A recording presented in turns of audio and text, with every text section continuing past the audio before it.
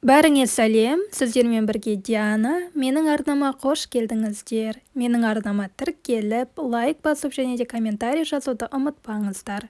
Бүгін біз қысқа дайындаламыз, яғни де болгар бұрышын қысқа дейін қалай сақтаудың 5 әдісін көрсетемін. Менімен бірге болыңыздар.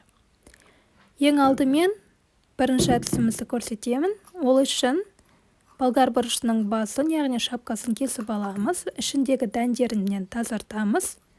Болды.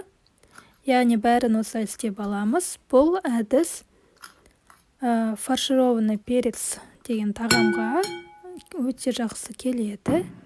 Сол үшін оны осылай бүтіндей қатырамыз. Кесіп алған шляпкасын тастамаймыз, оны да іске асырамыз. Ал енді барлық осы кесіп алғандарымызды бір-біріне саламыз. Яғни ең басында ең үлкенін, сосын одан кішкентайларын бір-біріне салып қатырамыз. Мен қатыру үшін осындай полиэтилен пакетін алдым. Соның ішіне салып қатырамын.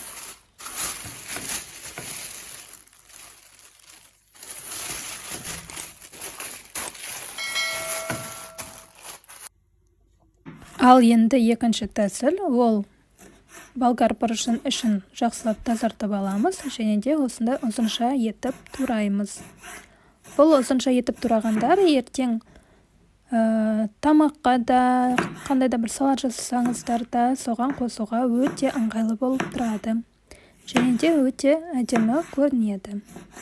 Бұны да жақсылап турап алған соң полиэтилен пакетіне салып қатырамыз. Негізі бұны зип пакеттерге қатырған өте жақсы, немесе кішігірім контейнерлер болса, соған да салып қатыра берсеңіздер болады.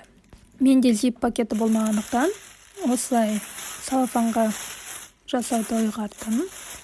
Және де экономдау үшін видеода көрсетілгендей 2 бөлікке бөліп қатырдым. Сонда бір-біріне жабыспайды және де алуға да ыңғайлы болады.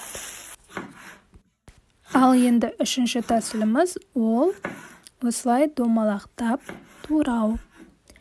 Яғни бұл домалақтап турағанды сіз пицца жасағанда, немесе де қандай да бір тамақ жасасаңыз үстіне әсемдік үшін салуға, және де кез келген тамаққа да, салатқа да қоса берсеңіздер болады. Өте әдемі көрінеді.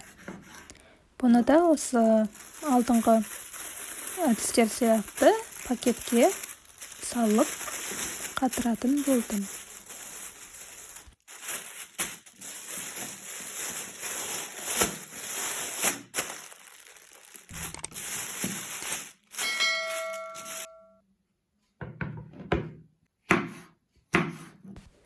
Ал төртінші әдіс, көріп тұрғандарыңыздай, болгар бұрышының бастарынан, яғни шляпка дейді, солардан осындай кубикті етіп турап алдым. Бұны кез келген тамаққа қолдана берсеңіздер болады. Және де бұны да пакетке салып қатырдым.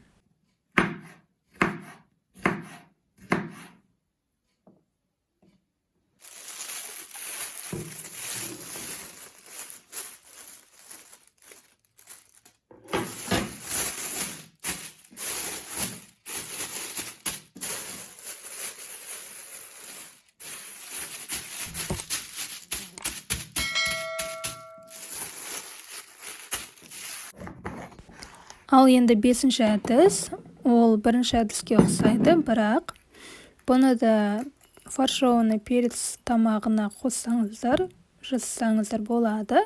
Ол үшін ортасынан бөліп алдым, және де ішіндегі дәндерін жинап, тазалап аламыз. Осы қалпында пакетке салып, тоңазытқышта, мұздатқышта сақтаймыз.